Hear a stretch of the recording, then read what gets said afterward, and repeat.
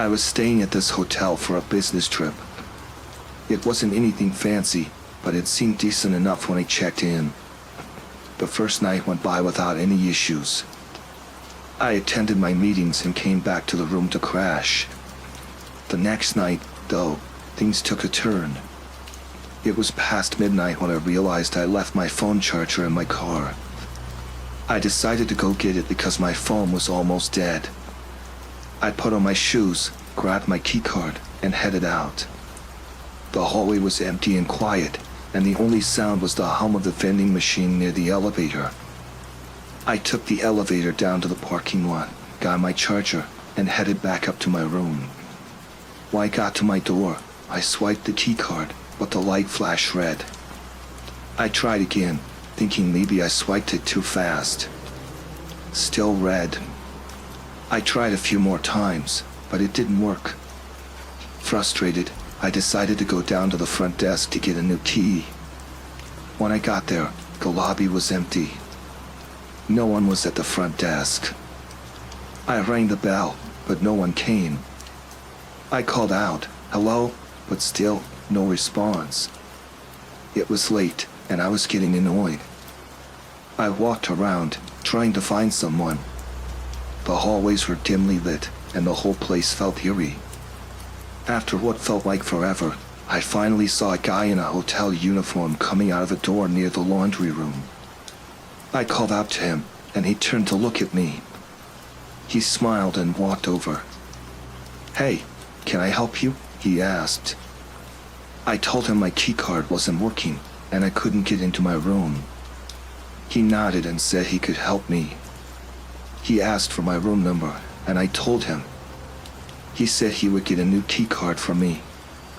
He led me to a back office, saying the system was there, not at the front desk. It seemed odd, but I was tired and just wanted to get back to my room. The office was down a narrow hallway, away from the main lobby. He unlocked the door and gestured for me to go in first. I stepped inside, and that's when I realized something was wrong. The office was messy, with papers everywhere and no computer in sight. Before I could react, I heard the door close behind me. I turned around, and the guy was blocking the doorway. His friendly smile was gone. "What's going on?" I asked, trying to keep my voice steady. He didn't answer. Instead, he stepped closer, and I backed away until I hit the desk. My mind was racing, trying to figure out what to do. "Just give me your wallet and phone," he said finally, his voice low and menacing. I realized then that this was a setup. He must have seen me leave my room and decided to take advantage of the situation. I handed over my wallet and phone, hoping that would be enough for him to leave me alone. He took them and then looked me over. "Empty your pockets," he demanded. I did as he said, showing him I had nothing else. He seemed satisfied and finally stepped back, opening the door. "Don't make a sound," he warned, "or you'll regret it." I nodded, and he left, closing the door behind him. I waited a few moments, heart pounding, then slowly opened the door. The hallway was empty. I crept back to the lobby, looking around for anyone who could help. The place was still deserted. I finally found a house phone and called the main line. After a few rings, the same guy answered. "Front desk, how can I help you?" he said, his voice back to being friendly. I hung up, realizing he was the only staff around. Desperate, I went back to my room and tried the keycard again. This time, the door clicked open. I quickly went inside and locked the door behind me. I sat on the bed, shaking, trying to process what had just happened. In the morning, I went to the front desk and reported everything. They seemed shocked and promised to look into it. They gave me back my wallet and phone, which had been found in a trash can outside. I checked out and moved to a different hotel for the rest of my stay. I never saw that guy again, and the hotel never gave me a clear explanation. But I learned to always be cautious, especially when traveling alone.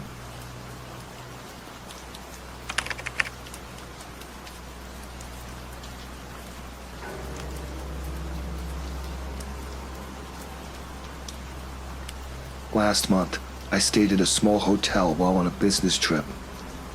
I was exhausted from a long day and just wanted to relax. When I got to my room, there was a package outside my door. It was addressed to someone else, but the name on the label didn't match anyone I knew. I called the front desk and told them about the package. They said they would look into it and just to leave it where it was for now. I didn't think much of it and went about my evening. Later that night, I decided to check the package out of curiosity. It was a plain brown box with no return address. I opened it, expecting to find something boring, but instead, there were documents inside. As I flipped through them, I realized they were filled with sensitive information, contracts, legal documents, and some handwritten notes that made no sense to me. The more I read, the clearer it became that these documents were important and potentially dangerous. I decided to take the package back to the front desk first thing in the morning. I put everything back in the box and set it aside. That night, I had trouble sleeping, uneasy about the contents of the package. The next morning, I went down to the lobby. The front desk was bustling with activity, but no one seemed to take notice of me at first. I finally got the attention of a young woman working there and explained the situation. She looked at the package and seemed puzzled. "I'll take care of it," she said, but her voice had a nervous edge. I went about my day, thinking little more of it. That evening, as I returned to the hotel, I noticed something odd. There was a man lingering near the entrance, looking around as if he was waiting for someone. I thought nothing of it and went inside. When I got to my room, I noticed a few missed calls on my phone. They were from an unknown number. I dismissed them and went to bed.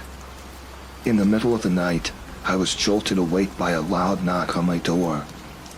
My heart raced as I got out of bed and looked through the peephole. I saw the same man from earlier standing outside, his face hidden in the shadows.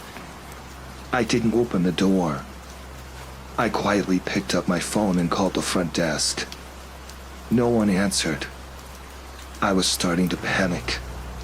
The knocking continued, louder and more insistent. I decided to call 911. As I was dialing, I heard a loud crash from the hallway, like something heavy being thrown. I hung up and ducked down behind the bed, hoping the intruder wouldn't hear me.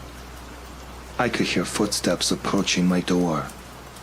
They stopped right outside, and I held my breath, hoping they would just leave. The door handle rattled, but it didn't open. After what felt like an eternity, the footsteps receded.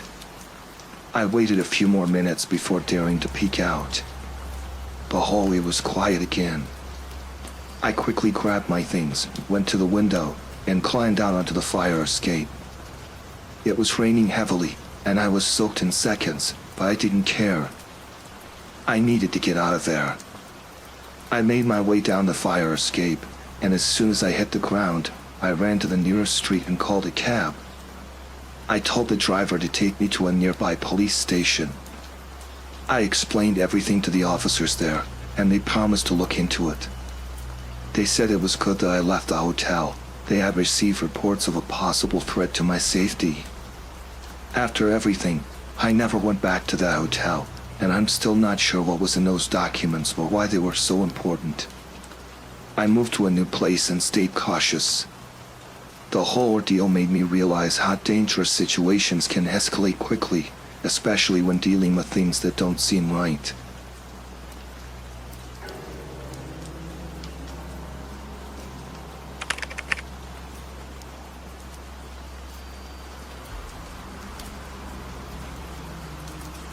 Last month, I stayed at a hotel for a work conference. I checked in late and was exhausted, so I went straight to bed. The room was quiet, and I fell asleep quickly. In the middle of the night, I woke up suddenly. I heard something unusual, a faint rustling noise. I turned on the lamp next to my bed and noticed something alarming. There was someone lying on the floor across the room. I was confused and terrified. I jumped out of bed and moved closer, trying to make sense of what I was seeing. The stranger looked disheveled and seemed to be sleeping soundly. I could barely make out his features in the dim light, but he was definitely not someone I recognized. I checked the door. It was still locked. I didn't know how he got in. Panicking, I shook him awake. He crockily opened his eyes and looked at me, startled. "What are you doing in my room?" I demanded. He seemed disoriented and mumbled something about being in the wrong room. I didn't believe him for a second. I demanded that he get up and leave. As he stumbled to his feet, I noticed he had a key card in his hand. It was a master key card, the kind that can open any door in the hotel. My mind raced. How did he get that? I told him to leave and followed him out of the room, keeping a safe distance. He didn't argue and quickly went down the hall and disappeared into the stairwell. Shaking, I went to the front desk to report what had happened. The night clerk, a young man named Tom, listened to my story with a forced expression of concern. When I mentioned the master key card, his face went pale. He assured me someone would investigate it, but his demeanor seemed off. I decided to investigate myself. I returned to my room and looked through the small drawer where the hotel's guest information was kept. I found an old list of employees and their duties. It seemed Tom was listed as a night auditor, which meant he had access to the master key cards. Feeling uneasy, I decided to call the local police. They arrived quickly and started questioning Tom. They told me they had received complaints before about missing items and unauthorized access in various rooms. It seemed that Tom had been giving out spare key cards to strangers for money. The police took Tom into custody, and the hotel manager apologized profusely, assuring me that they would tighten their security and review their procedures. I was relieved but still shaken. I had no idea what could have happened if I hadn't woken up. The police also found other guests who had been affected, and they were informed. The next day, I checked out of the hotel and moved to a different one. I am still unsettled by how easily things could have gone wrong.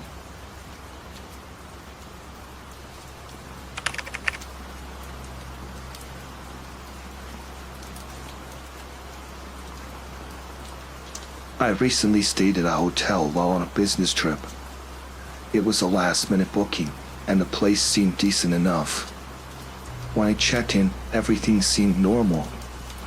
The front desk clerk was friendly, and my room was clean. I settled in and decided to relax after a long drive. That night, I noticed something odd. The carpet in the corner of my room seemed uneven.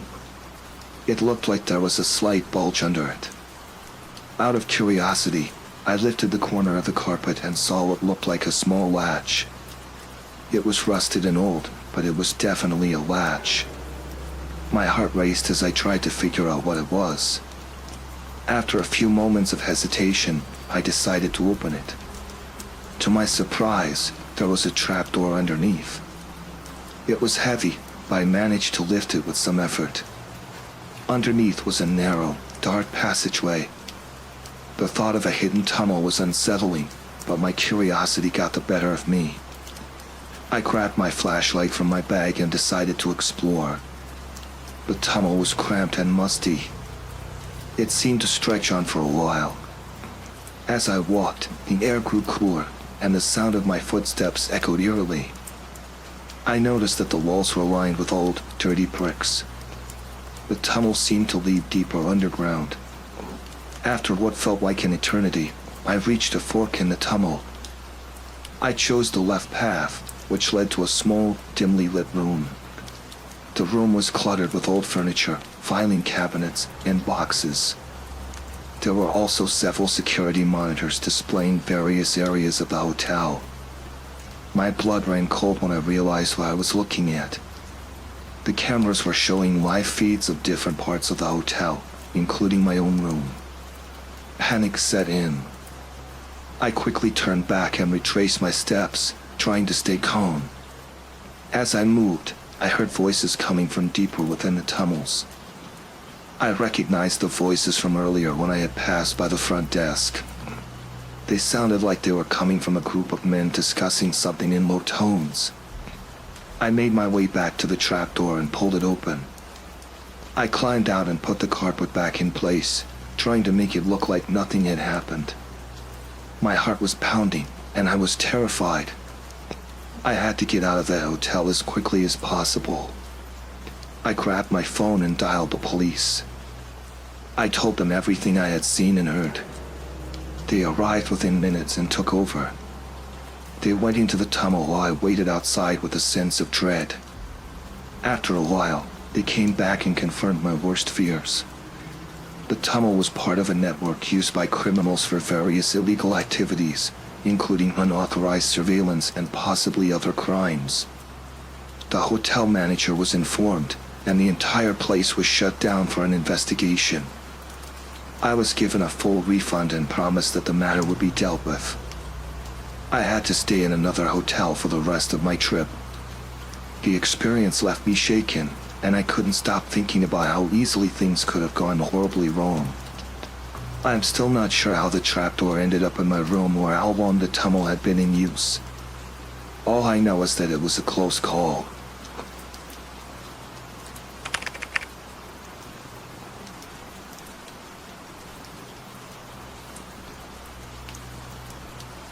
I stayed at a hotel last month while on a business trip. It was a high-end place, and I expected everything to be top-notch. After a long day of meetings, I got back to my room, ordered room service, and planned to relax before a big presentation the next day. Around midnight, I was just about to fall asleep when the phone in my room rang. It was odd because I hadn't made any calls. I picked it up, and there was silence on the other end. I thought it was a wrong number or maybe just a glitch, so I hung up and went back to bed. A few minutes later, the phone rang again. This time, a message appeared on the small screen. It was a text, not a call. It read, "We have pictures of you. If you don't want them shared, you know what to do." My heart sank. I didn't recognize the number. I checked my phone for any recent photos, but nothing was out of the ordinary. Panic set in. I tried to call the front desk, but the line was dead. I got dressed quickly and went downstairs. The lobby was deserted. I approached the receptionist and asked about the phone issue. He seemed confused and said everything was working fine. I mentioned the threatening message, but he looked at me like I was crazy. I went back to my room and tried to make sense of the situation. My mind raced. Who could be behind this? What photos were they talking about? I thought about the security cameras in the hotel. If anyone had taken photos of me, they would have shown up somewhere on the hotel's network. I decided to check the hotel's security. I went back to the lobby and found the manager. I told him about the threats and asked to see the security footage. He agreed, and we went to the security office. The footage showed nothing suspicious. No one entered my room, and no one approached my door. The manager seemed concerned and offered to call the police. I agreed, hoping they could help find who was behind this. While waiting, I returned to my room and noticed the phone was working again. Another message came through, "You're wasting time. Act fast or the pictures go public." Desperate, I tried to think of who could have access to such information. I remembered a few people I had interacted with during my stay, room service, housekeeping, and a few other staff members. I decided to go back to the front desk to see if anyone had acted suspiciously. I spoke to the receptionist again, and he mentioned a staff member who had access to all the rooms. His name was Steve, and he seemed nervous when I asked about him. I had a hunch, so I went to find Steve. He was in the staff lounge, looking restless. I confronted him about the messages and the photos. Steve's face turned pale. He admitted to sending the messages, but claimed he was only trying to scare me. He said he had no real photos and was just trying to extort money from me. He was a small-time crook who thought he could get away with it. I called the police and explained everything. Steve was taken into custody, and they assured me the situation was under control. They checked his devices and found no compromising photos. It turned out he had been bluffing all along. The police continued their investigation, and the hotel offered me a full refund and additional compensation for the distress.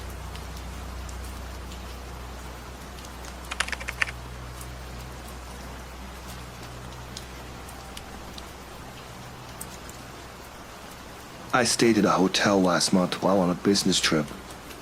It was a nice place, or so I thought. Everything seemed fine until I started noticing that my belongings were not where I left them. I'd put my laptop bag in one spot, and it would be in another. I thought I might be just forgetting where I put things, so I brushed it off initially. One night, I came back to my room after dinner and saw that my suitcase was unzipped. I was certain I had zipped it up before I left. I checked inside, but nothing seemed out of place. The next day, I returned to my room to find that the drawer in the nightstand was slightly open, even though I remembered closing it. I began to get uneasy. I decided to do something about it. I set up a small camera I had brought along just in case I needed it for work. I placed it in a spot where I could see most of the room, including the areas where my belongings had been moved. I hoped to catch something that would explain why my things were being disturbed. That night, I went to bed, trying not to think too much about it. Around midnight, I was woken by a noise. I checked the camera feed on my phone and saw someone entering my room. It was one of the housekeepers. They started going through my things, pulling out drawers, rifling through my suitcase, and even looking under the bed. They were clearly searching for something. I felt a cold sweat run down my back. I had no idea what they were looking for or why they were targeting me. I was sure they knew I had the camera. They glanced around the room suspiciously, but they didn't notice it. The next morning, I went straight to the front desk and asked to speak with the manager. I didn't mention the camera, but told him that I suspected someone on the staff had been entering my room and moving my belongings. The manager seemed concerned and promised to look into it. He said it would take some time to investigate, but assured me that the matter would be handled. I went back to my room, feeling nervous but hoping the issue would be resolved. Later that day, I noticed that the camera I had set up was gone. It had been taken while I was out. My heart pounded. If they had found the camera, they must have known I was onto them. I decided to take extra precautions. I avoided leaving my room alone and started keeping my valuables on me whenever I left. I also made sure to keep an eye on the camera feed from my phone, hoping to catch any more suspicious activity. That night, I caught another glimpse of the same housekeeper. They were back in my room, but this time, they were more cautious. They seemed to be looking around for something else, but they left without finding what they were looking for.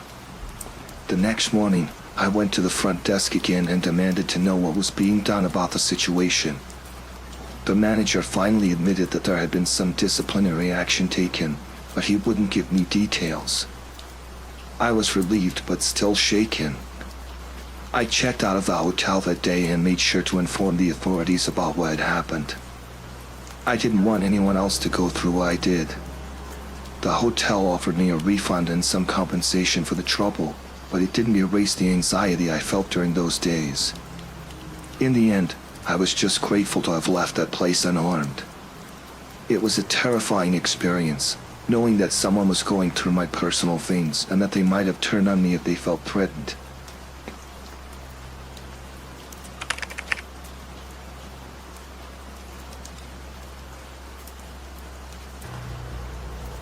I was staying at this hotel for a work trip and checked in late in the evening. I was tired and just wanted to get to my room and sleep. When I got to my floor, the key card didn't work. I went back to the front desk and the clerk apologized, saying there was a mix-up. He reprogrammed a new card and told me it should work. I went back to my floor, and to my surprise, the new card opened a door that wasn't mine. I thought maybe there was some mistake but went inside anyway, figuring I'd sort it out once I got some rest. The room looked normal at first glance, but something felt off. I noticed a briefcase on the floor near the bed that wasn't there when I had checked in. It wasn't locked or secured in any way, so curiosity got the better of me. I opened it.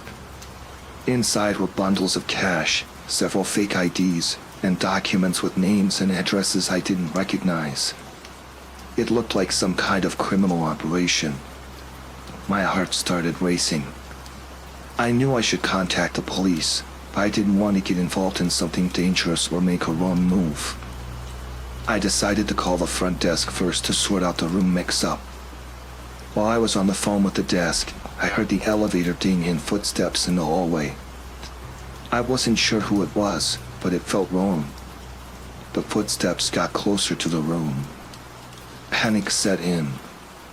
I knew I couldn't stay in the room any longer.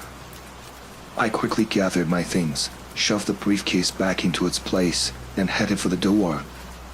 Just as I reached the hallway, I saw two men in dark suits stepping off the elevator. They looked around with intent, and I felt a chill run down my spine. I tried to act casual and walked towards the stairs. I could hear their voices getting louder behind me, mentioning something about a messed up deal. My heart pounded as I hurried down the stairs and out through the back exit. I glanced back and saw them looking around, clearly frustrated. I didn't want to lead them to my own room or get them suspicious of me, so I made my way to a nearby cafe that was still open and called the police. While I waited for the police to arrive, I kept my eyes peeled. I didn't see the men again, but my nerves were shot. The police finally showed up, and I gave them all the details I could. They seemed to take it seriously and said they'd investigate. I left the hotel as soon as I could.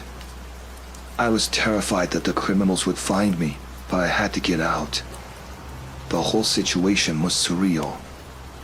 I never thought I'd stumble into something so dangerous just because of a hotel room mix-up. The police assured me they would handle it, but I was shaken for days. I don't know what happened to the criminals or if they were ever caught, but I've learned to be extra cautious about where I stay and to always double-check my room before settling in.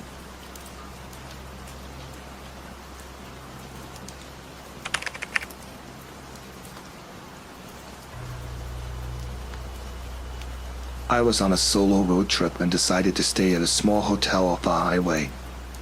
It was late when I arrived, and the rain was coming down hard. The hotel was quiet and seemed decent enough, though it was a bit worn down. After checking in and getting to my room, I noticed an unmarked van parked outside the hotel. I thought it was strange, but I didn't pay it much attention. I was too tired and just wanted to relax. I ordered some takeout and spent the evening in my room. Around midnight, I went outside to get some fresh air. The rain had let up a little, and I noticed that the van was still there. It was parked right where I had seen it earlier, but now the headlights were on. I didn't think much of it, assuming it was just a coincidence. The next morning, I noticed the van again as I left the hotel to grab breakfast. It was parked across the street, and the same person seemed to be inside, watching me. It made me uneasy, but I brushed it off as paranoia. I had no reason to think someone was actually following me. After breakfast, I decided to head to a nearby park to clear my head. As I pulled out of the hotel parking lot, the van followed me.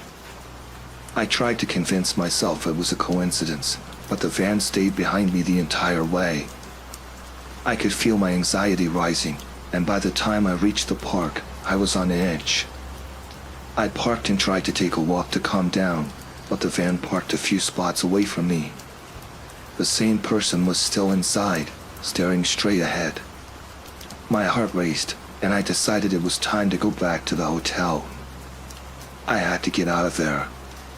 When I returned to the hotel, I saw the van waiting outside the entrance. I felt trapped, I tried to go around the van to get into the hotel, but it moved to block my path. My pulse quickened as I realized something was seriously wrong. I went back to my car and tried to call the front desk from my phone. The line was dead. I couldn't reach anyone inside. I glanced back at the van and saw the person inside getting out and heading towards the hotel entrance.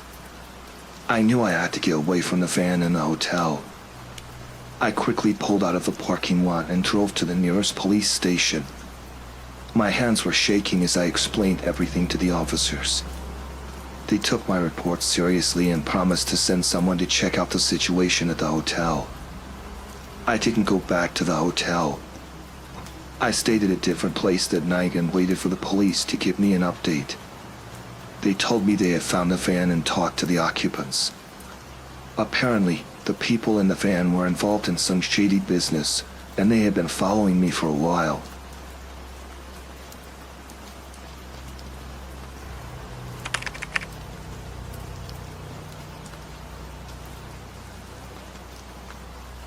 I was staying at a hotel downtown, just a quick business trip. The night was stormy, rain pounding on the window, and I couldn't sleep. I got up and looked out, trying to calm my mind. That's when I saw something across the street. A woman was struggling with two men near a dark van.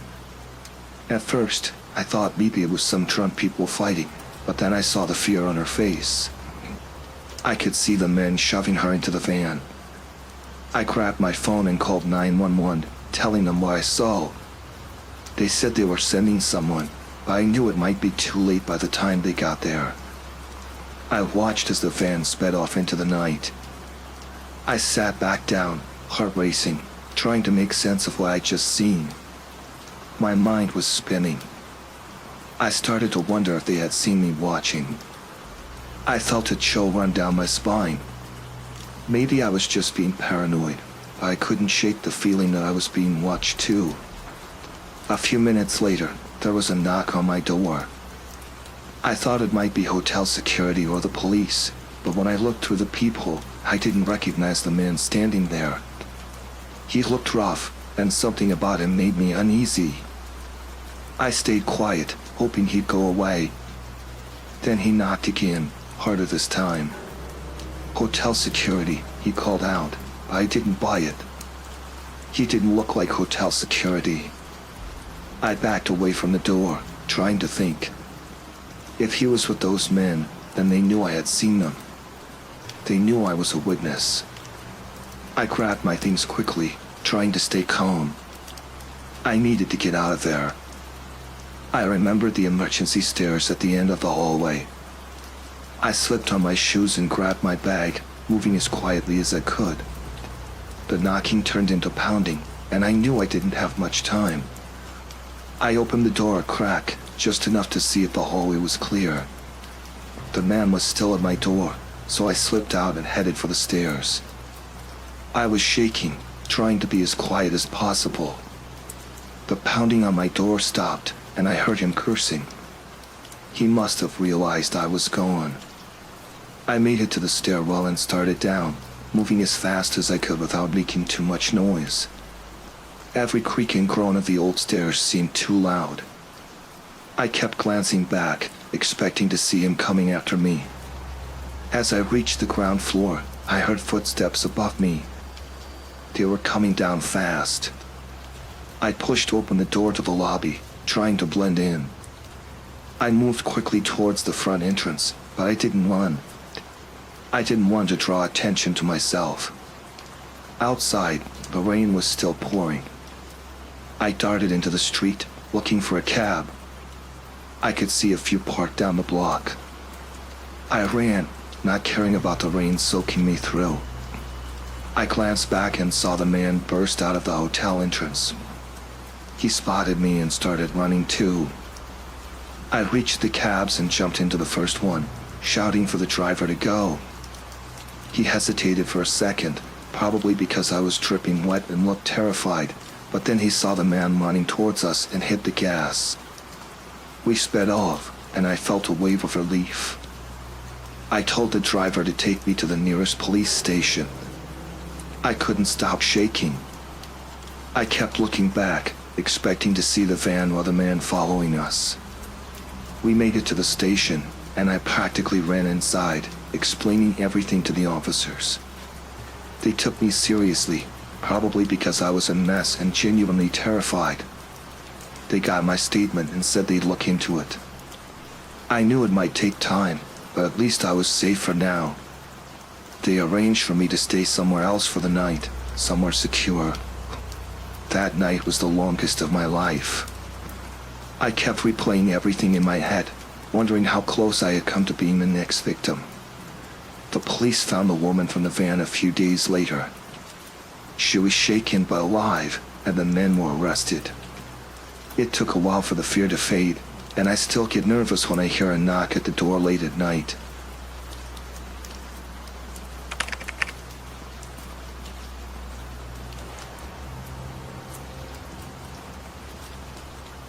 I had checked into a motel for the night, a small place off the highway, nothing fancy. I just needed a place to rest. The walls were thin, and I could hear murmurs from the room next door. At first, I thought it was just a normal conversation, but then I caught snippets that made my blood run cold. They were talking about something big, something illegal. I heard them mention names I recognized from the news, high-profile criminals. My heart started pounding. I tried to ignore it, telling myself it was none of my business. But the more I listened, the clearer it became. They were planning something dangerous. I moved closer to the wall, trying to hear better. One voice stood out, deep and commanding. He was giving orders, talking about shipments and payments. Another voice was nervous, asking questions, seeking reassurance. They were talking about a deal going down the next day. I felt a knot in my stomach. Suddenly, there was a loud bang, and I jumped back. The room next door fell silent.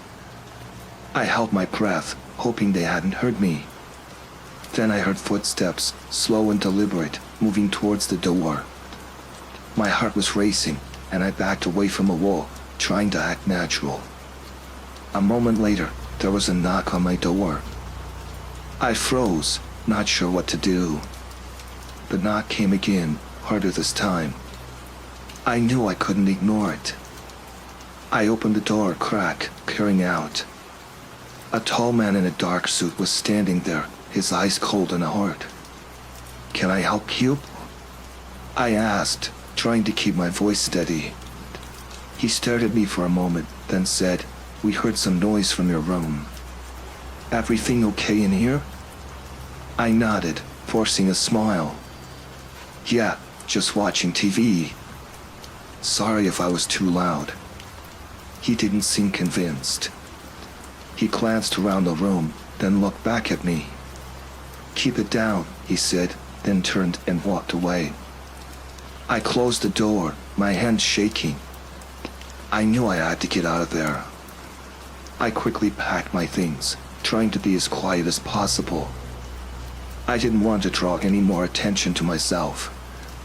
I could still hear them talking next door, but now their voices were lower, more guarded. I slipped out of my room and headed for the stairs, my heart pounding in my chest.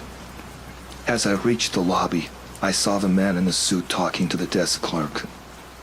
I ducked behind a pillar, trying to stay out of sight. I could hear them talking about me, describing my appearance. They knew I had heard them, and they weren't going to let me leave. I knew I had to get to my car and get out of there. I waited until the man in the suit walked away, then I made a run for it. The rain was pouring down, and I slipped on the wet pavement, but I didn't stop. I reached my car and fumbled with the keys, my hands shaking. Just as I got the door open, I heard footsteps behind me. I turned and saw the man in the suit coming towards me, his face twisted with anger. I jumped into the car and locked the doors, then started the engine. He pounded on the window, shouting at me to open the door. I didn't wait to see what he would do next. I threw the car into reverse and backed out of the parking space, then sped out of the lot. I could see him in the rearview mirror, watching me as I drove away. I didn't slow down until I was miles away, my heart still racing. I drove to the nearest police station and told them everything. They took my statement and assured me they would investigate. I knew it wasn't over, though. Those men knew who I was, and they wouldn't forget. I had heard too much, and now I was a target. The police put me in touch with a safe house, a place where I could stay until it was safe. I spent the next few days looking over my shoulder, jumping at every noise. I knew I couldn't stay hidden forever, but for now, I was safe. The police eventually caught the criminals, and they were arrested. I don't stay in motels anymore, and I don't eavesdrop on conversations. I learned my lesson that night. Sometimes, it's better not to know.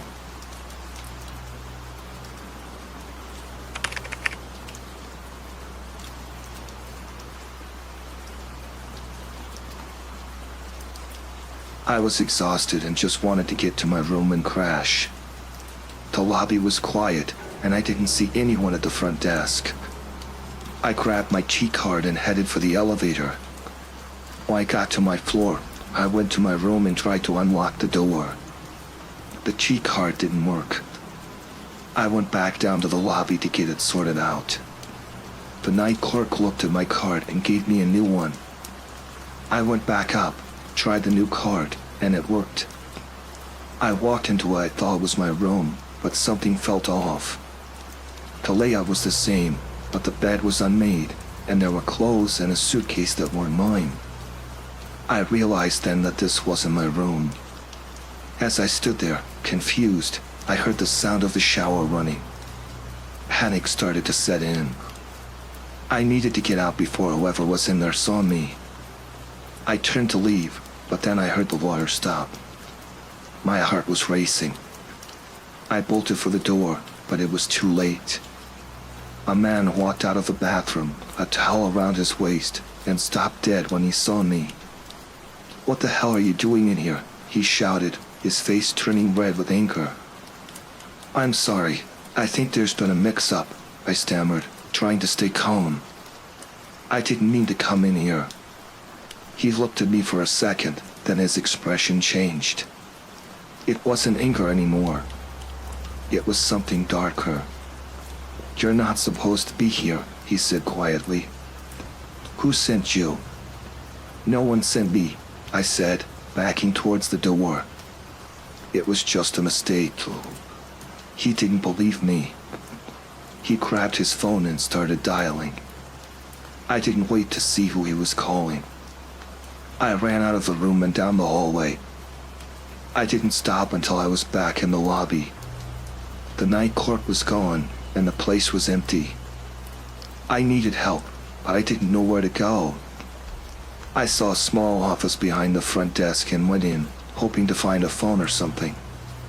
There was a computer, and I started searching for the hotel's contact information.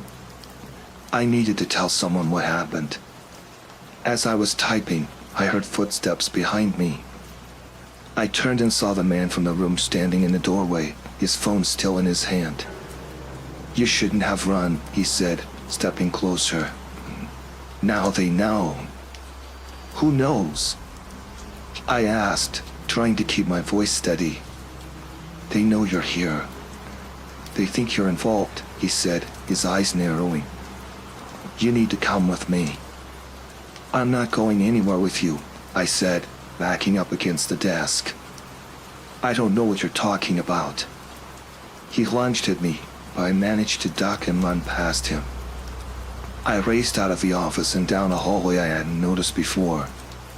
It was dark, and I could barely see, but I kept going. I heard him behind me, getting closer. I needed to find a way out. I found a door at the end of the hallway and pushed it open.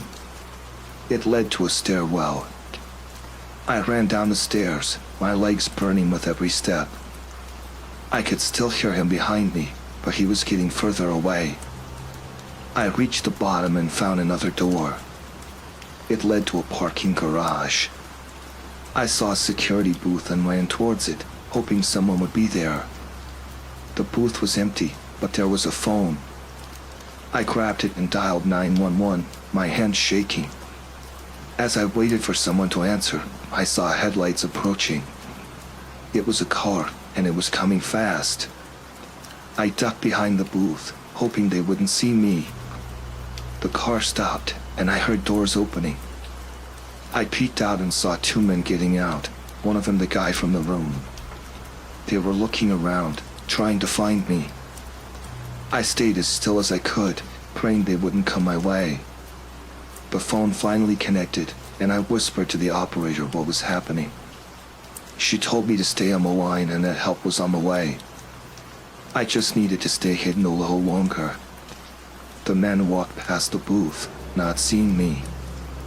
I watched as they searched the garage, getting further away. I stayed crouched behind the booth, my heart pounding in my chest. After what felt like an eternity, I heard sirens in the distance.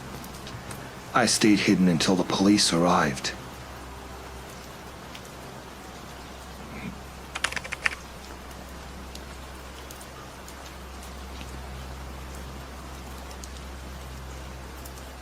I took a seat at a table near the back, away from the few people inside. I pulled out my phone and started scrolling through some messages. I wasn't paying much attention when two men walked in. They didn't look any different from the usual late-night crowd, so I didn't think much of it. They took a seat at the booth behind me, and I could hear them talking in low voices. I wasn't trying to eavesdrop, but their conversation caught my attention. "Everything's set for tomorrow night," one of them said. His voice was rough, like he'd been smoking all his life. "You sure no one's gonna be there?" the other one asked. He sounded nervous, jittery. "Positive.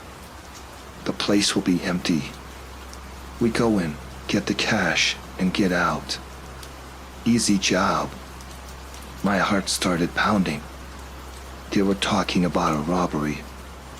I tried to keep my cool and not let on that I was listening. I glanced around the diner, but no one else seemed to notice. The men kept talking, going over details, and I couldn't believe what I was hearing. They mentioned a warehouse and a lot of money. Then, I made the mistake of shifting slightly in my chair. The noise must have caught their attention. The talking stopped, and I could feel their eyes on me. I didn't dare look back. "Did you hear something?" the nervous one asked. "Yeah," the rough voice replied. "Hey, you." I tried to act casual as I turned around. "Yeah." "What are you doing back here?" the rough one asked. He had a hard look in his eyes that made my stomach drop. "Just waiting for my coffee," I said, trying to sound calm. "You hear anything you shouldn't have?" he asked, leaning forward. "No, just minding my own business," I lied. He stared at me for a moment, then nodded. "Good. Make sure it stays that way." I nodded and turned back around, my heart racing. I needed to get out of there. My coffee came, and I quickly paid, leaving a generous tip for the waitress. As I walked out, I could feel their eyes on me. I kept my pace steady until I was outside, then hurried to my car. Once I was safely inside, I called the police and told them everything. They took down the details and said they'd look into it. I drove home, constantly checking my rearview mirror to make sure I wasn't being followed. I couldn't sleep that night. Every noise made me jump. I kept thinking about those men and what they might do if they found out I'd reported them. The next day, I went to work as usual, but I was on edge, constantly looking over my shoulder. A few days later, I was walking to my car after my shift when I noticed a man standing across the street, watching me. It was the nervous one from the diner. Panic surged through me. I quickly got into my car and drove off, trying to stay calm. I drove around for a while, making sure I wasn't being followed before heading home. That night, I got a call from an unknown number. I didn't want to answer, but something told me I should. When I picked up, no one spoke. I could hear breathing on the other end, then a click as they hung up. I knew it was them. They knew where I lived. I called the police again, but they said there wasn't much they could do without more evidence. They advised me to stay vigilant and report any suspicious activity. It wasn't much comfort. For the next few days, I was a wreck. I barely slept, and when I did, I had nightmares about those men finding me. I saw the nervous one a couple more times, always watching from a distance. I didn't know what to do. I felt trapped, always looking over my shoulder. Then, one night, I heard a noise outside my apartment. It was late, and the neighborhood was quiet. I peeked out the window and saw a shadowy figure standing by my car. My heart pounded in my chest. I grabbed my phone and dialed 911, whispering to the operator what was happening. The figure moved towards my building, and I knew I couldn't stay. I slipped out the back door and ran to a neighbor's house, banging on the door until they let me in.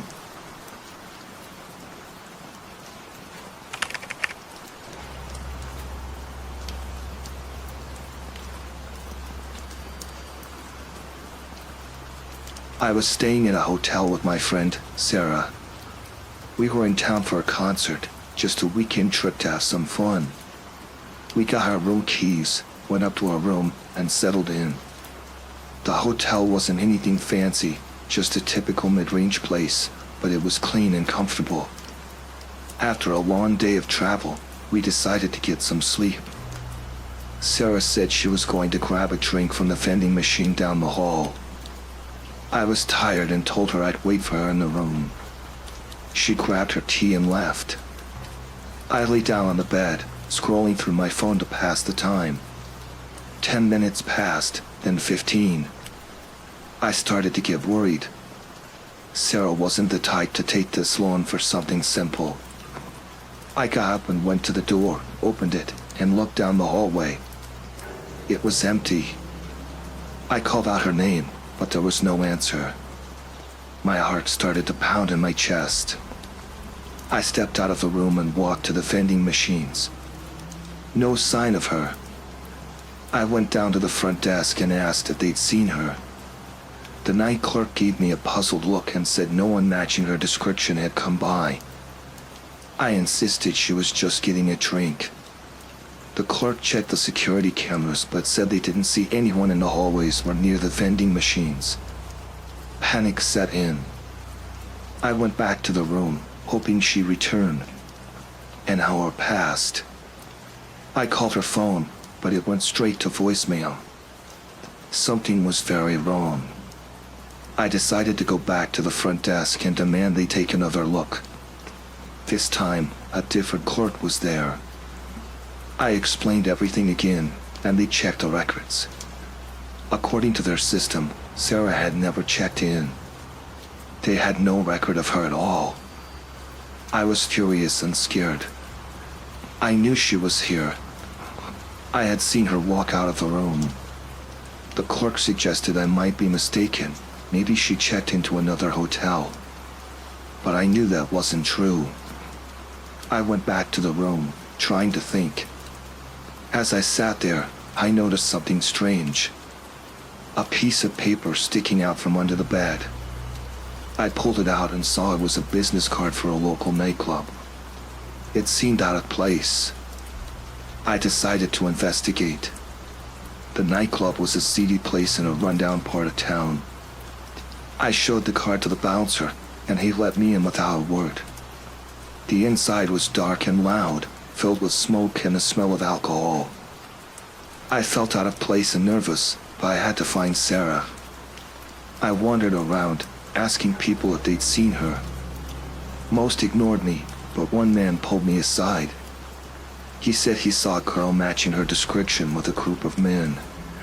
He told me they were part of a trafficking ring operating out of the hotel. My blood ran cold. He warned me to leave and forget I ever saw anything. But I couldn't just leave Sarah. I went back to the hotel, my mind racing. I needed a plan. I couldn't trust the staff, and I couldn't call the police without proof. I decided to check the basement, thinking maybe there was more to this place. I found a door marked employees only and managed to slip inside when no one was looking. The basement was dark and damp, filled with storage boxes and cleaning supplies. I carefully made my way through, trying not to make any noise. At the far end, I saw a door slightly ajar with light spilling out. I crept closer and peeked inside. My heart nearly stopped. There were several men inside, talking in hushed tones. I saw Sarah, tied to a chair, looking terrified. I knew I had to act fast. I quietly backed away and looked for something to use as a weapon. I found a heavy metal pipe and gripped it tightly. I waited for the right moment, then burst into the room, swinging the pipe with all my strength. I caught one of the men off guard, knocking him to the ground.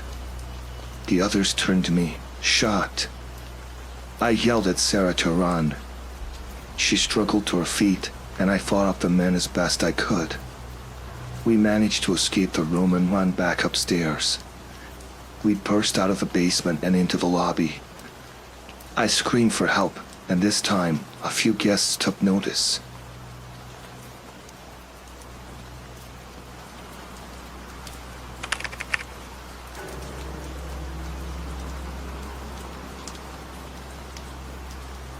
I dropped my bags, took off my shoes, and collapsed on the bed. The room smelled a bit musty, and the sheets were scratchy, but I was too tired to care. I fell asleep almost immediately. When I woke up, something felt wrong. The room was different. It wasn't the same dingy room I remembered. The bed was in a different spot, the walls were a different color, and the musty smell was gone. I sat up, rubbing my eyes, trying to make sense of it. My bags were gone, and my shoes were missing. Panic started to set in. I got out of bed and looked around. There was no sign of my things anywhere. I checked the bathroom, but it was empty too. I felt a cold sweat forming on my forehead. How did I get here? What were my things? I hurried out of the room and went to the front desk. The clerk looked up from his computer with a bored expression. I told him there had been a mistake, that I woke up in the wrong room and all my belongings were missing. He stared at me for a moment, then said he had no record of me ever staying in the original room. I felt my stomach drop. I insisted I had checked him last night, gave him my name and the room number. He checked the computer again and shook his head. There was no record of me checking in, he said. It was like I had never been there. I demanded to see the manager. The clerk sighed and called him out. The manager came out, an older man with a stern look on his face. I explained everything again, but he just looked at me like I was crazy.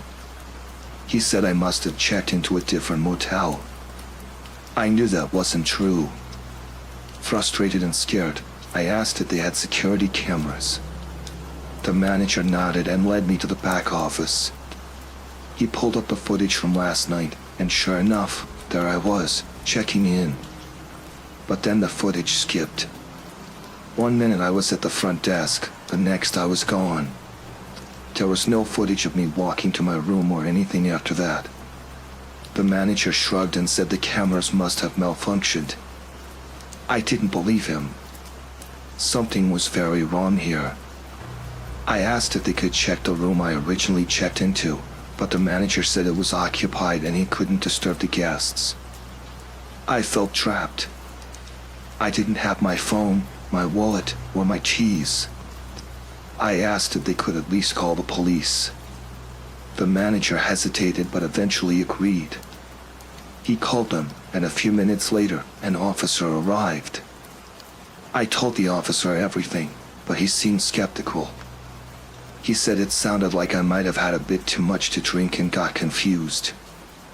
I insisted I hadn't been drinking, that something strange was going on. The officer took my statement but didn't seem too interested in investigating further. He said he'd file a report, but there wasn't much he could do without more evidence.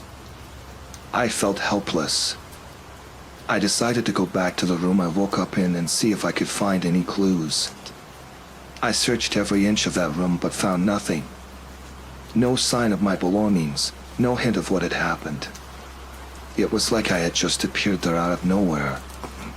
Hours passed and I still had no answers. I was exhausted, scared, and completely at a loss. I decided to leave the motel and try to find a way home. I walked for what felt like miles until I found a diner. I went inside and asked to use their phone. I called a friend and explained what happened. He came to pick me up and I finally felt a bit of relief. We drove back to the motel, but by the time we got there, the place was closed. The sign was off and the doors were locked. I couldn't believe it. It was like the motel had just vanished. My friend tried to reassure me, but I couldn't shake the feeling that something terrible had happened. We drove back to his place and I crashed on his couch, my mind racing with unanswered questions. The next day, I went back to the motel, but it was still closed. I called the police again, but they said there was nothing they could do without more evidence. I felt like I was losing my mind. In the end, I never found out what happened that night.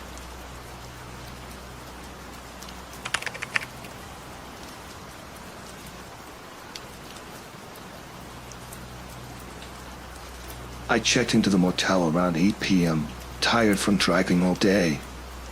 The place wasn't great, but it was cheap, and I just needed a bed for the night. My room was small, with a worn-out carpet and a faint smell of mildew. The walls were thin.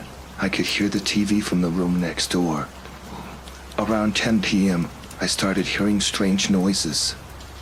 At first, I thought it was just the TV, but then I realized it was something else. It sounded like someone moving heavy things. I shrugged it off, thinking maybe the person next door was rearranging furniture or something. I tried to ignore it, but the noises kept getting louder. Around midnight, I heard the door next to mine open and close multiple times. I looked out my window and saw a man carrying heavy bags to his car. It was odd because the bags looked heavy, and he was making several trips. I wondered what he could be doing so late at night. Curiosity got the better of me. I decided to step outside and get a closer look. I stayed in the shadows, watching him load the bags into the trunk of his car.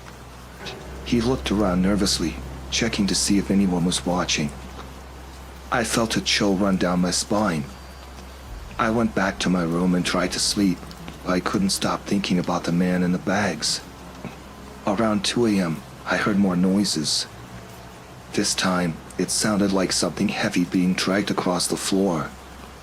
My heart raced as I pressed my ear to the wall, trying to figure out what was going on. I knew I shouldn't get involved, but I couldn't help it. I decided to investigate. I quietly left my room and crept down the hallway to the door of the room next to mine. The door was slightly ajar. I peeked inside and saw the man dragging a large, heavy bag across the floor. He was sweating and breathing heavily. I noticed a dark stain on the carpet and felt a surge of panic. I knew something was very wrong. I backed away, trying to stay quiet, but I must have made a noise because the man suddenly looked up and saw me. His eyes were cold and filled with anger. I ran back to my room and locked the door, my heart pounding. I grabbed my phone and called 911, whispering to the operator about what I had seen. The operator told me to stay on the line and wait for the police to arrive. A few minutes later, I heard a knock on my door. I froze, my mind racing. It was the man. He called out, saying he knew I was in there and that I had seen too much. He demanded I open the door. I stayed silent, hoping he would go away, but he started pounding on the door, shouting that he would break it down. I heard sirens in the distance and prayed the police would get there in time. The man continued to pound on the door, and I could hear the wood starting to splinter. I grabbed a chair and wedged it under the doorknob, trying to buy myself some time. The sirens grew louder, and I heard the sound of car doors slamming. The man stopped pounding and cursed under his breath. I heard him run down the hallway. A moment later, the police were at my door, telling me it was safe to come out. I opened the door, shaking with fear. The police officers quickly surrounded me, asking if I was okay. I told them about the man and what I had seen. They searched the motel and found him trying to escape through a back entrance. He was arrested, and the police discovered the bags were filled with stolen goods from a series of burglaries in the area. I was shaken but relieved that the nightmare was over. The police took my statement and assured me that I had done the right thing by calling them. They moved me to a different room for the night, and I barely slept, still haunted by what had happened. The next morning, I checked out of the motel as soon as I could. I felt a sense of relief as I drove away, knowing that the man was in custody and that I was safe.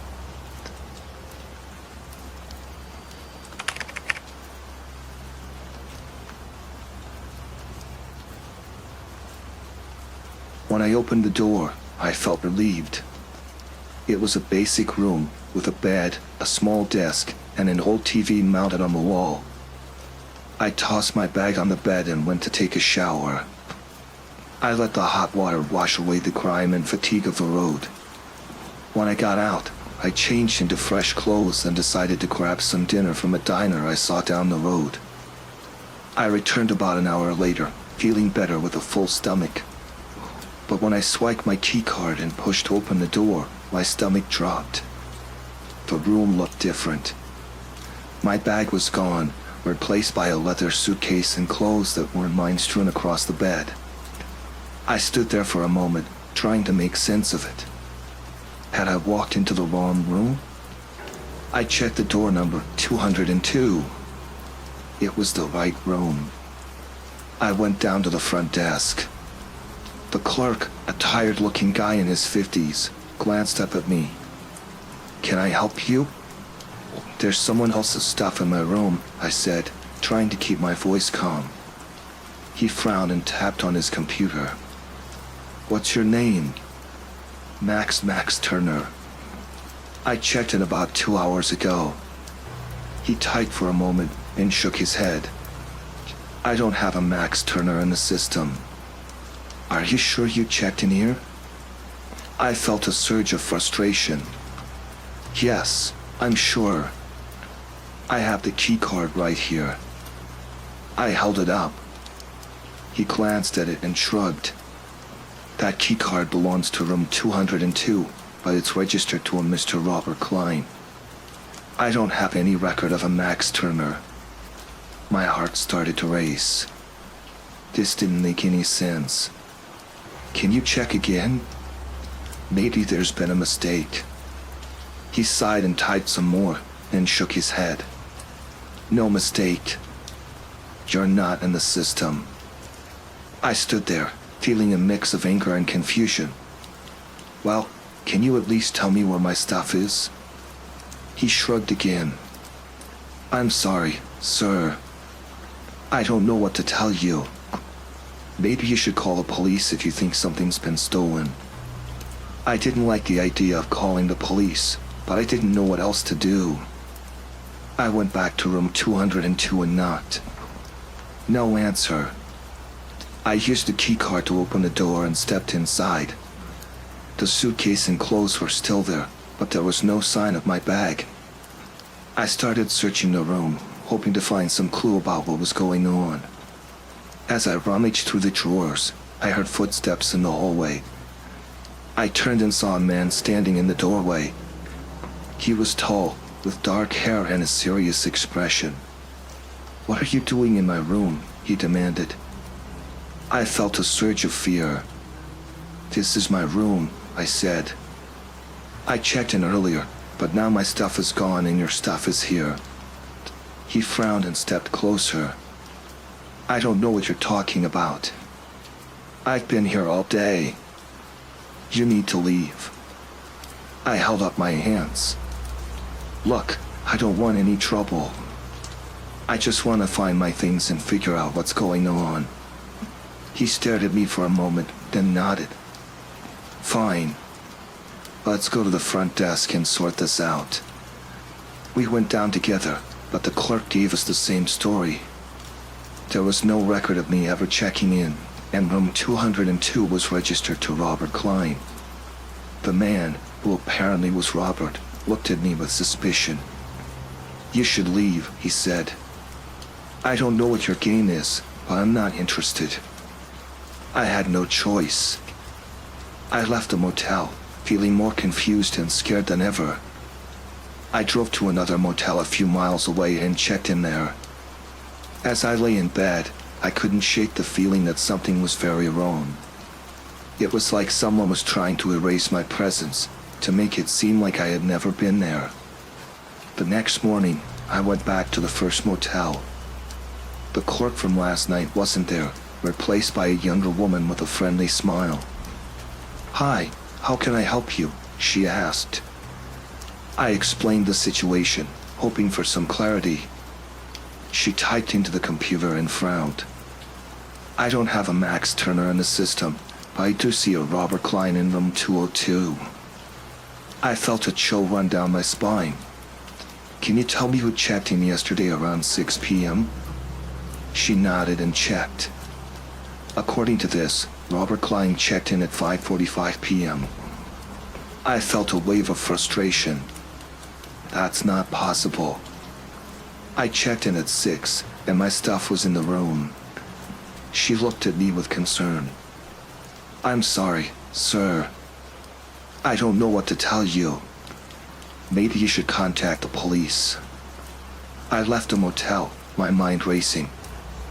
I decided to go to the police station and report what happened. The officer listened to my story, but he seemed skeptical. Are you sure you didn't just go to the wrong motel? He asked. I shook my head. No, I'm sure. Something weird is going on. He took my statement but didn't seem very interested. I left the station feeling frustrated and scared. I drove around for a while, trying to make sense of everything. Then, I remembered the key card. I pulled it out of my pocket and examined it. There was a number on the back. I called it, hoping for some answers. A man answered. Hello? Hi, I found this key card, and I think it belongs to you, I said. There was a pause. Where did you find it? At the motel, I said. I checked into room 202, but my stuff disappeared, and your stuff was there instead. The man sighed. Look, I don't know what you're talking about. I've never stayed at that motel. I felt a wave of frustration. Then how did I end up with your key card? He hung up, leaving me more confused than ever. I decided to go back to the motel one last time.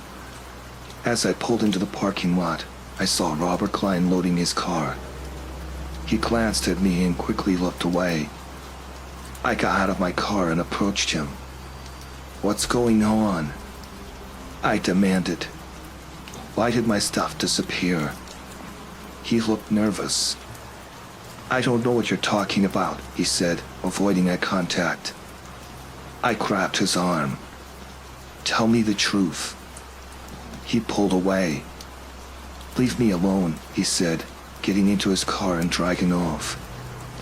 I stood there, feeling helpless and scared. I didn't know what to do. It was like someone was trying to erase me, to make it seem like I never existed. I went back to my car and sat there for a while, trying to calm down. Then, I had an idea. I drove to the nearest library and used their computer to search for any information about the motel and Robert Klein. I found nothing. It was like they didn't exist. I felt a sense of dread. I knew I couldn't stay in one place for too long. Someone was after me, and I didn't know why. I checked into another motel under a different name and hoped for the best.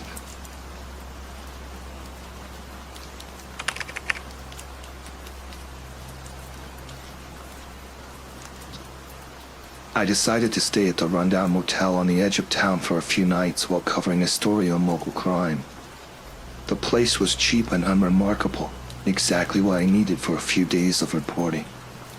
It was clear from the start that the motel was worn out, flickering lights, peeling paint, and a distinct musty smell. But it was close to where I needed to be, so I didn't think much of it. The first night was uneventful. I spent most of it going through my notes and organizing interviews. By the second night, though, things started to get strange. I was working late, typing away on my laptop when I heard voices from the adjacent room. It wasn't unusual for a place like this, but the low, tense tone of the conversation caught my attention. I tried to ignore it, thinking it was just another argument or some loud guests. But then I heard something that made me sit up. There was mention of a shipment and pickup. The words sounded urgent, almost like a deal was about to go down. My curiosity got the better of me, and I decided to investigate. I peered through the peephole but saw nothing. I then crept to the window and looked outside. I saw a couple of unmarked cars parked nearby, and several people moving in and out of the room next to mine. I couldn't see much more, so I decided to step outside and investigate from a safer distance. As I walked toward the cars, I saw a man in a suit talking to two other men who looked out of place in the neighborhood. My instincts told me something was off, but I tried to stay calm and blend into the background. Just then, I saw a couple of large duffel bags being unloaded from one of the cars. I was about to turn back when I noticed a figure watching me from the corner of the building. It was a tall man in a dark coat. I froze. He looked right at me and then nodded towards the door of the room next to mine. I knew I had been spotted. My heart raced as I turned to head back to my room, but the man was already moving toward me. I made it back to my room and locked the door, trying to keep my breathing steady. I pulled out my phone and dialed 911, but as I was about to speak, a loud knock came from the door. I jumped and looked through the peephole. It was the man from outside, looking directly at me. Panic set in. I hung up the phone and backed away from the door. The knock turned into banging, and I heard muffled voices demanding I open up. I knew they were after me now. I grabbed my laptop and phone and tried to find another exit, but the only other door led to a stairwell that might be a trap. I listened carefully and heard sirens approaching. The noise outside escalated as police cars arrived and officers began shouting. It sounded like a full-scale operation was unfolding. I realized the man from earlier must have been part of the criminal operation and that the whole scene was much bigger than I had thought. The banging at my door stopped. I peeked through the peephole again and saw that the man was gone. I quickly made my way to the back exit, which was a small, poorly lit alley. I could see officers and criminals in a standoff from a distance. I needed to get out of there before things got even worse. I darted down the alley, staying close to the walls, and made my way to a nearby street where I could call for a ride. My hands were shaking as I waited for the car to arrive.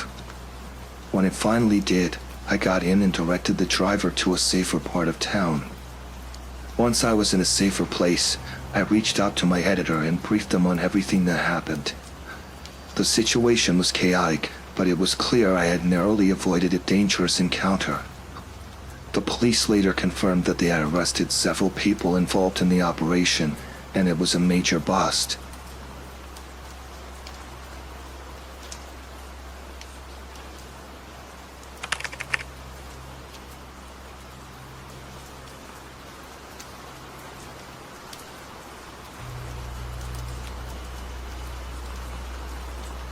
It was raining hard when I checked into the hotel.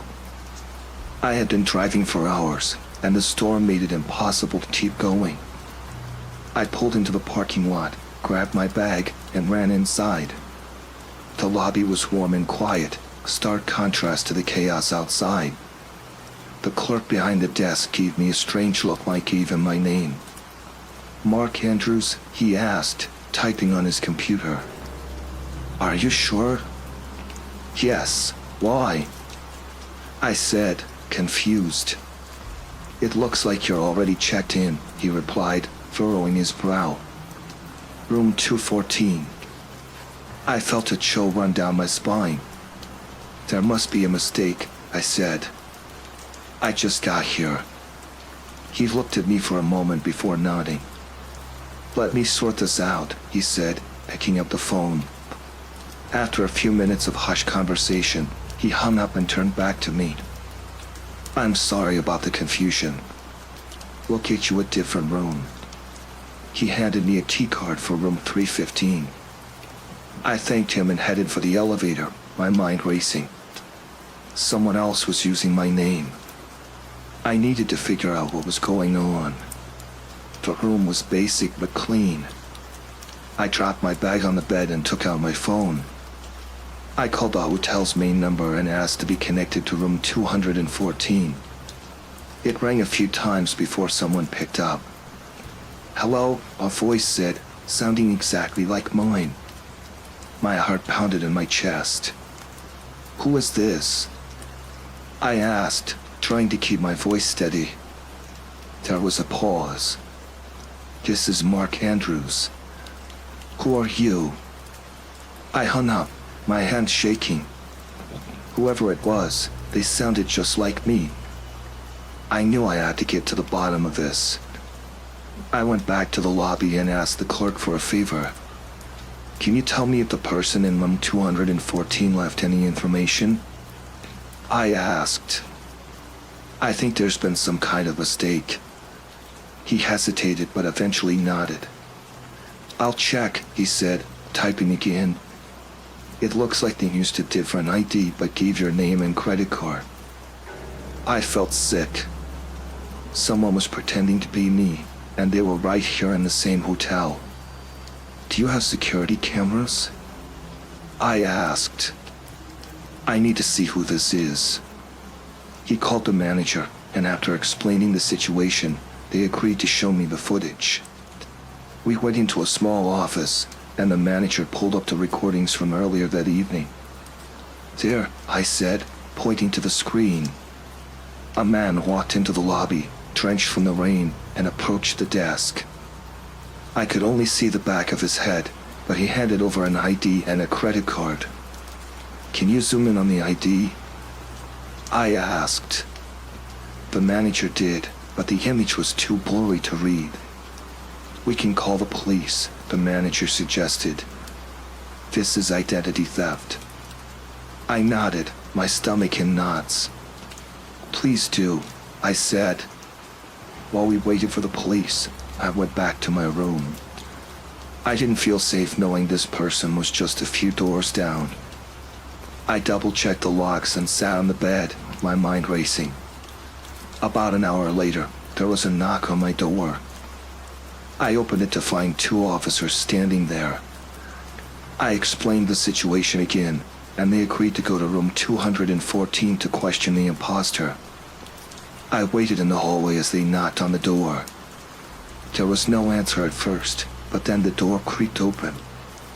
I couldn't hear what was being said, but after a few minutes, the officer stepped back, and the man stepped out. I gasped. He looked exactly like me. Same height, same build, even the same clothes. He glanced at me, his eyes cold and calculating. Mark Andrews, one of the officers asked him. Yes, he replied, his voice eerily calm. You're under arrest for identity theft, the officer said, pulling out handcuffs. The man didn't resist. He kept his eyes on me as they led him away, a sinister smile playing on his lips. This isn't over, he said, his voice low. I shivered, watching him disappear down the hallway. The police took my statement and assured me they would investigate further. The hotel manager apologized profusely and offered me a free stay, but I declined. I just wanted to get out of there. I checked out the next morning, still shaken.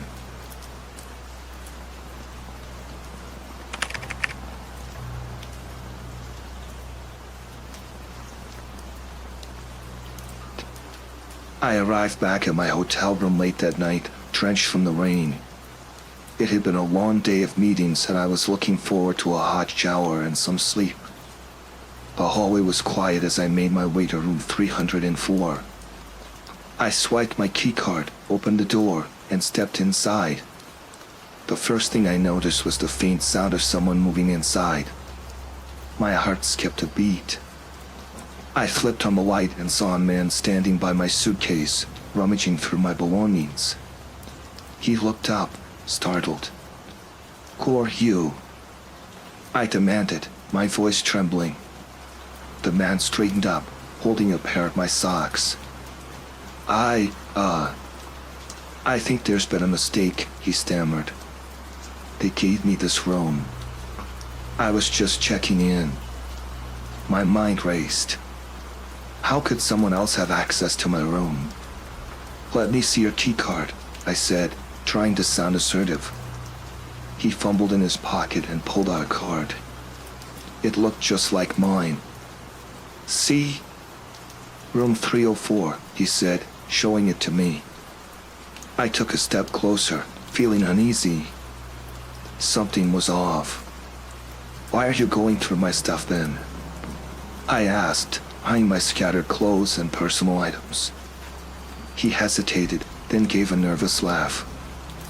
"I was just looking for some dry clothes. I'm soaked." His excuse didn't make sense, but I didn't want to confront him directly.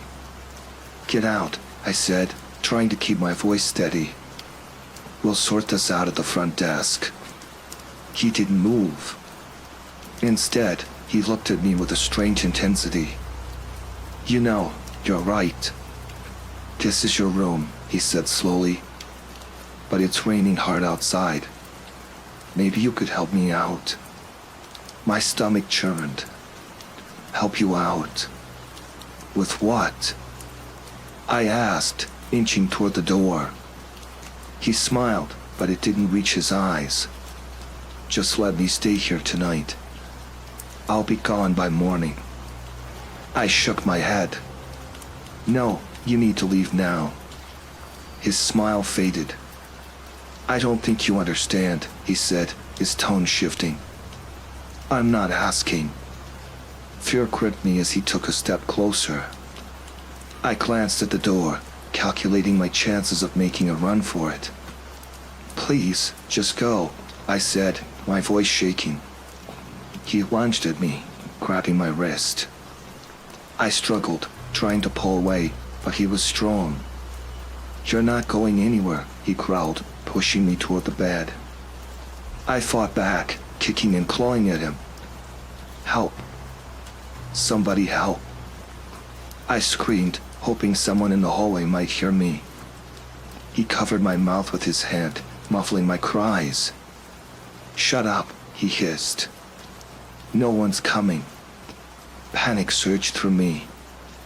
I bit down on his hand as hard as I could. He yelped in pain and loosened his grip.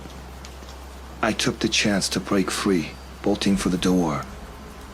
I flung it open and ran down the hallway, not looking back. The elevator was at the far end. I didn't want to wait. I spotted the stairwell and dashed inside, taking the steps two at a time. My heart pounded as I reached the lobby. The clerk looked up, startled by my disheveled appearance. "What's wrong?" he asked. "Someone's in my room." I gasped. "Call the police." He grabbed the phone, dialing quickly. "Are you hurt?" he asked, glancing at me with concern. I shook my head, trying to catch my breath. "No, but he's dangerous." He had a keycard to my room. Minutes later, the police arrived. They went up to my room and found it empty. The man was gone, leaving my belongings scattered across the floor. They took my statement and assured me they would investigate, but I couldn't shake the feeling of unease. The hotel offered me a different room, but I declined. I packed my things and checked out, deciding to find another place to stay. As I drove away, the rain still pouring down, I couldn't stop thinking about how easily things could have gone differently. I spent the next few nights looking over my shoulder, jumpy at every sound. The police never found the man, and I never got answers about how he got my keycard. I've stayed in countless hotels since, but I always double-check the logs and keep a weapon within reach.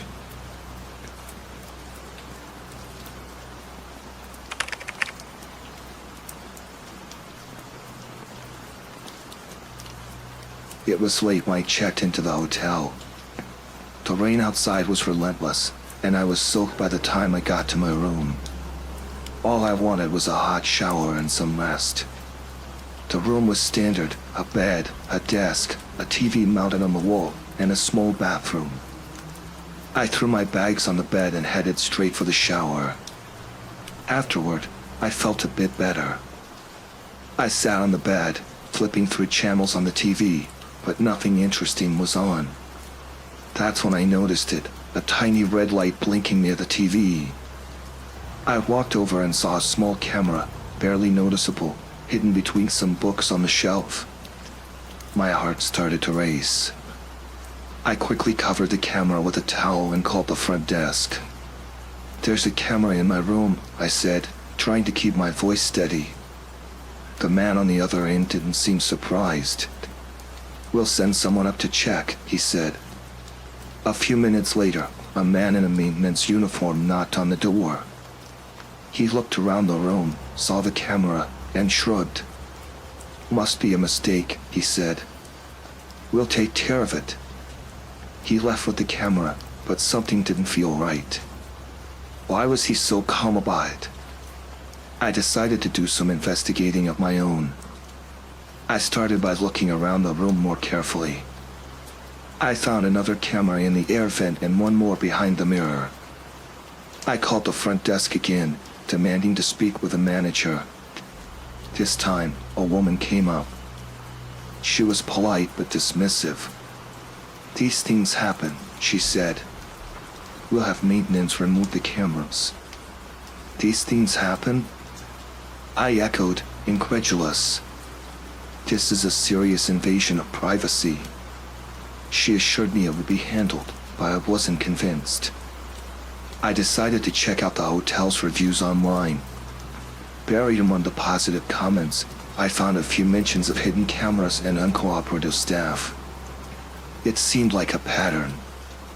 I felt a chill run down my spine. I needed to find out who was behind this. I left my room and started exploring the hotel. I went down to the basement, where I found the security room.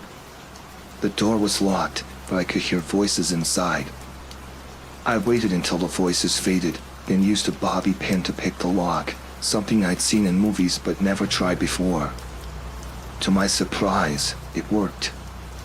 The room was filled with monitors, each showing different rooms in the hotel. I saw my own room on one of the screens, the towel still covering the camera. I took photos of the setup with my phone and was about to leave when I heard footsteps. I hid behind a shelf as the maintenance man and the manager walked in. They were talking about how profitable the hidden cameras were and how they had to be more careful since someone had noticed. I couldn't believe what I was hearing. They were recording guests and selling the footage. I had to get out of there and call the police. I waited until they left, then slipped out of the room and headed back to my floor. As I approached my room, I saw the manager and maintenance men standing outside my door, talking in hushed tones. I backed away and took the stairs down to the lobby, hoping they wouldn't see me. At the front desk, I demanded to use the phone. The clerk looked nervous but handed it over. I dialed 911 and explained everything to the dispatcher.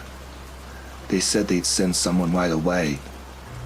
I waited in the lobby, my heart pounding. When the police arrived, I showed them the photos on my phone and explained what I had found. They took it seriously and went up to the security room. It felt like hours before they came back down.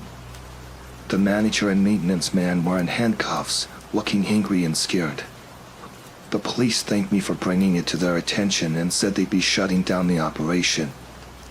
I checked out of the hotel immediately, even though it was still pouring outside. I found another hotel and spent the night there, unable to sleep, still shaken by what had happened. The next day, I went to the police station to give a formal statement. It was an experience I wouldn't wish on anyone.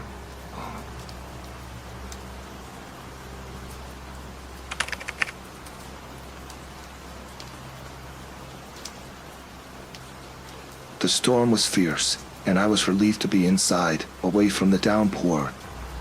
The room was nothing special, but it was clean and dry, and that was all I needed.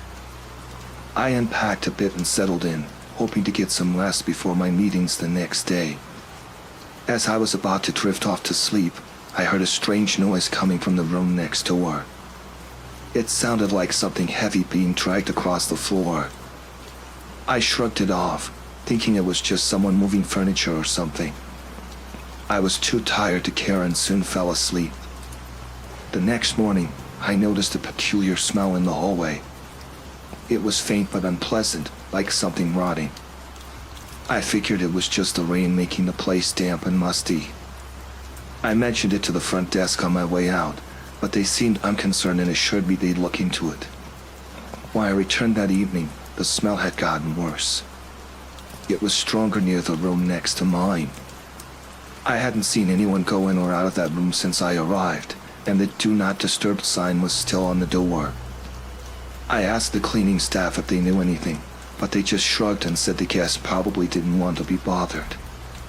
That night, the dragging noise started again, louder this time. It was followed by a low, muffled thud. My curiosity got the better of me, and I decided to knock on the door. There was no answer.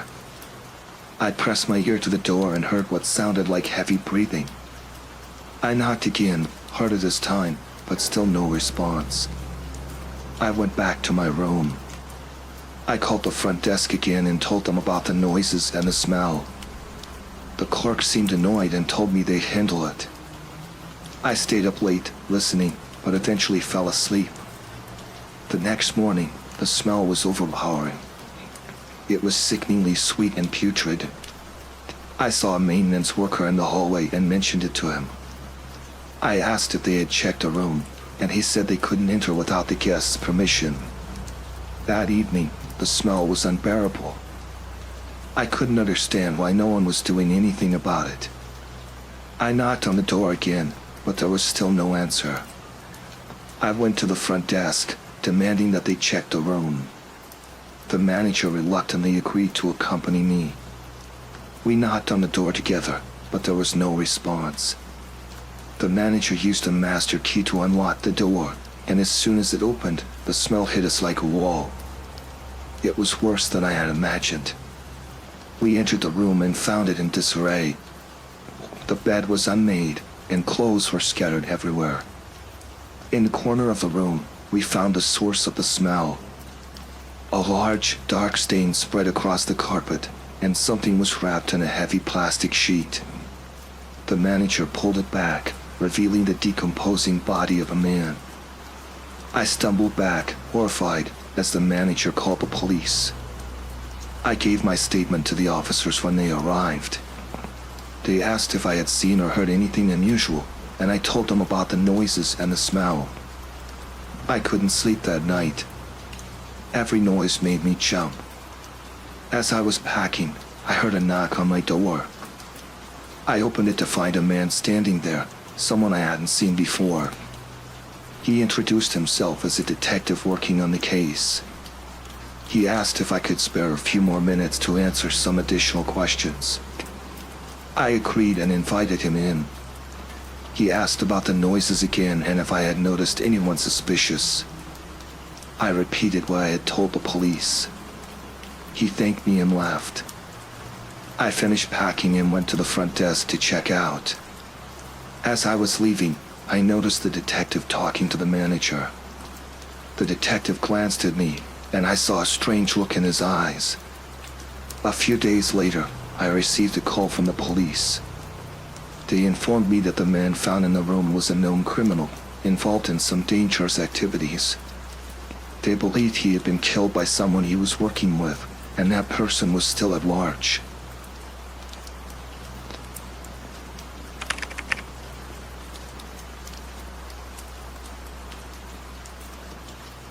It was pouring rain the night I checked into the hotel. I had been driving for hours, and the storm made the roads too dangerous to continue. The hotel looked pretty standard, nothing fancy, but it was dry and had a bed, which was all I needed. I walked to the front desk, dripping wet, and rang the bell. The night receptionist appeared almost instantly, as if he had been waiting just out of sight. He was a tall, thin man with pale skin and dark hair. His name tag read Ethan. There was something off about the way he smiled at me, but I was too tired to think much of it. He asked for my name and ID, which I handed over. He typed my information into the computer and looked up at me and said, "Jenna, right? Here for one night?" I nodded, thinking it was normal for him to know since I just gave him my ID. He handed me the key card and told me my room number. "If you need anything, just call the front desk," he said with that same unsettling smile. I thanked him and made my way to the elevator. When I got to my room, I felt a little uneasy, but I chalked it up to exhaustion and the creepy vibe from the receptionist. The room was fine, clean and simple.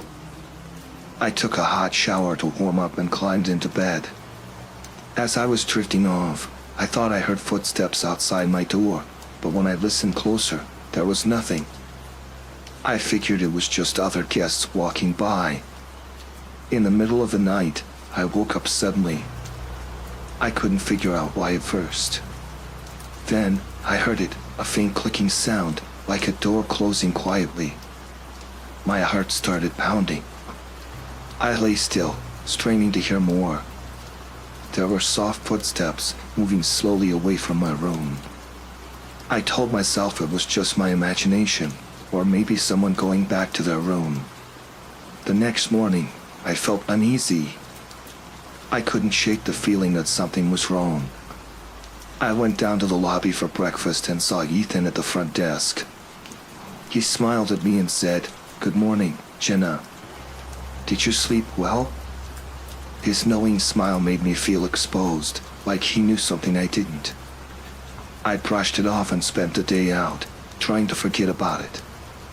When I returned that night, Ethan was still there. He greeted me with that same unsettling smile. "Back already? How was your day?" I mumbled something polite and hurried to the elevator. That night, I locked the door and put a chair against it for good measure. I felt silly but safer. As I lay in bed, I couldn't sleep. Every little noise made me jump. Around 2 a.m., I heard it again, the soft click of a door and quiet footsteps. My heart raced. I held my breath, listening. The footsteps stopped right outside my door. I wanted to get up and check, but I was frozen with fear. Minutes felt like hours. Eventually, the footsteps moved away, and I heard the faint click of a door closing again. I stayed awake the rest of the night, terrified. In the morning, I went down to check out. Ethan was there, smiling. "Leaving already?" he asked. I nodded, not wanting to engage. As I handed over the keycard, he said, "I hope you had a restful stay, Jenna." His smile sent chills down my spine. As I walked out to my car, I noticed a small piece of paper tucked under the windshield wiper. It was a note, written in neat handwriting. "I hope you come back soon." No signature, but I knew it was from Ethan. I got in my car and drove away as fast as I could. I didn't stop until I was miles away from the hotel. The whole drive, I couldn't stop thinking about how he knew my name and how he had been outside my room at night. I realized then that he must have had Master T. He had been in my room while I slept. I never reported it. I just wanted to forget it ever happened. But every time I stay in a hotel now, I can't help but remember that night and wonder if someone is watching me.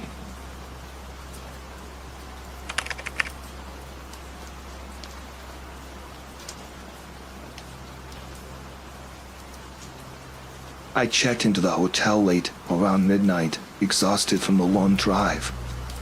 The rain was coming down hard, making it difficult to see the road. The lobby was almost empty, just the night receptionist behind the desk. His name tag said Ethan. He was tall, with dark hair and a pale face. He smiled at me as I walked in, but there was something off about it. I gave him my ID and he typed my details into the computer. Jenna, right? Staying just for the night? He asked. I nodded, not thinking much of it since he had my ID. He handed me the key card and told me my room number. If you need anything, just call the front desk, he said, still smiling. I took the elevator up to my room. It was clean and simple, just what I needed. I took a quick shower and got into bed, hoping to get some rest. As I was drifting off, I thought I heard footsteps outside my door, but when I listened closer, it was quiet. I figured it was just other guests moving around. I woke up in the middle of the night, feeling uneasy. There was a faint clicking sound, like a door closing softly. My heart started racing. I listened, holding my breath. I heard soft footsteps moving away from my door. I told myself it was just my imagination and eventually fell back asleep. The next morning, I felt a little off, but I brushed it off as just being tired. I went down to the lobby for breakfast. Ethan was there again. Good morning, Jenna. Did you sleep well? He asked, the unsettling smile on his face. I mumbled a yes and quickly left to avoid talking to him. I spent the day out, trying to enjoy myself and forget about the night before. When I returned to the hotel that night, Ethan was still there. Back already? How was your day? He asked. I forced a smile and hurried to the elevator. That night, I locked the door and put a chair against it. I felt silly, but it made me feel safer. I lay in bed, unable to sleep. Every little noise made me jump. Around 2 a.m., I heard the soft click of a door and quiet footsteps again. My heart pounded in my chest. The footsteps stopped right outside my door. I was too scared to move. Minutes felt like hours. Finally, the footsteps moved away and I heard the faint click of a door closing again. I stayed awake the rest of the night, terrified. In the morning, I went to check out. Ethan was there, smiling as usual. Leaving already? He asked. I nodded, avoiding eye contact. As I handed over the key card, he said, I hope you had a restful stay, Jenna. His words sent chills down my spine. I hurried out to my car. As I got in, I noticed a small piece of paper tucked under the windshield wiper. It was a note, written in neat handwriting. I hope you come back soon. There was no signature, but I knew it was from Ethan. I drove away as fast as I could, not stopping until I was far from the hotel. The whole drive, I couldn't stop thinking about how he knew my name and how he had been outside my room at night. It dawned on me that he must have had a master key. He had been in my room while I slept.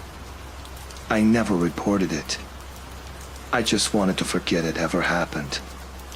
But every time I stay in a hotel now, I can't help but remember that night and wonder if someone is watching me.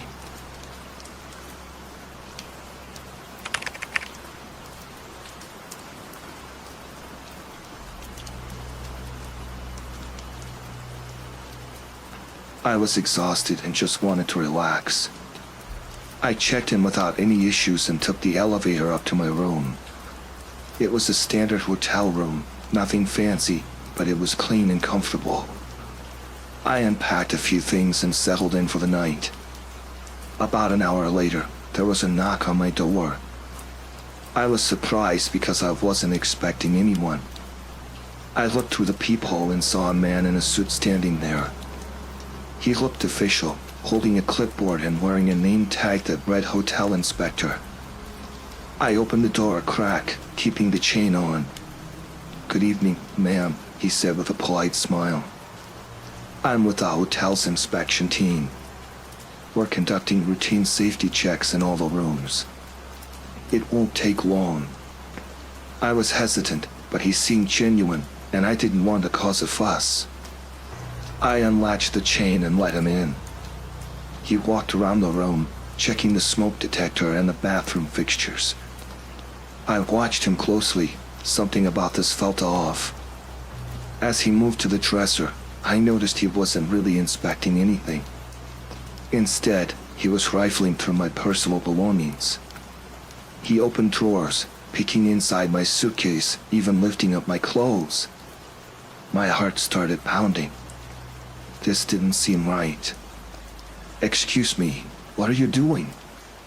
I asked, trying to keep my voice steady. He looked up, surprised, then quickly composed himself.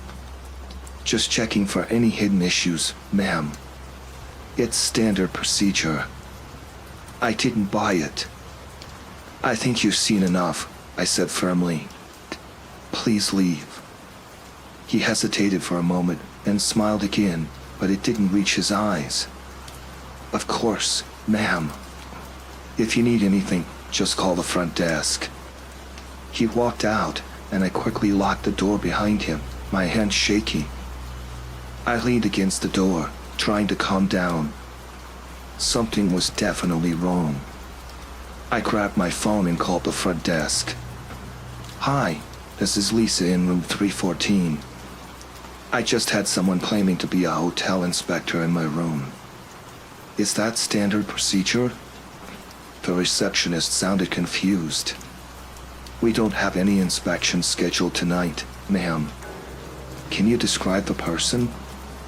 I told her what he looked like and what had happened. She apologized and assured me they would look into it immediately. I hung up, still feeling uneasy. I double-checked the lock and even pushed a chair against the door. I tried to relax, but I couldn't shake the feeling that I was being watched. I decided to check the room myself, making sure nothing was out of place. Everything seemed okay, but I still felt on edge.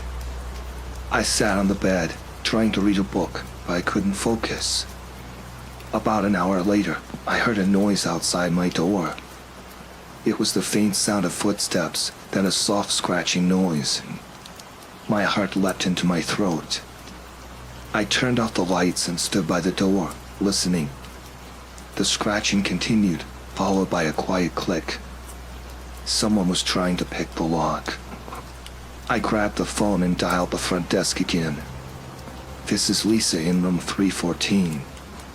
Someone is trying to get into my room. Please send security now." I heard hurried footsteps on the other end, and the receptionist assured me help was on the way. I hung up and looked around for something to defend myself with. I grabbed a heavy lamp and stood by the door, ready to swing if necessary. The door handle jiggled, and then there was a loud bang as someone tried to force it open.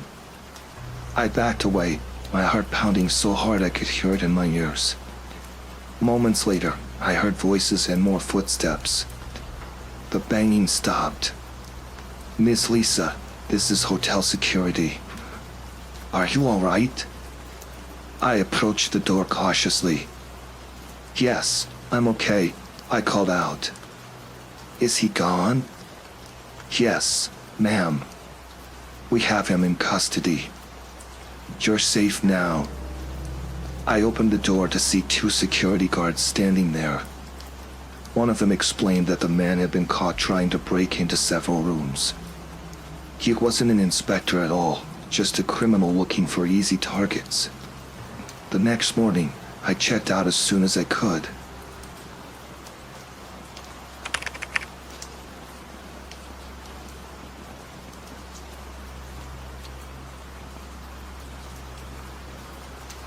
I was traveling alone for a work conference, staying in a mid-range hotel that seemed nice enough. My flight was delayed, so I arrived late, checked in, and headed straight to my room. I was exhausted and just wanted to get some sleep. The next morning, I unpacked my suitcase, setting my clothes and toiletries around the room. Everything seemed fine. After a full day of meetings, I returned to my room, looking forward to a quiet evening. But when I walked in, my suitcase was gone.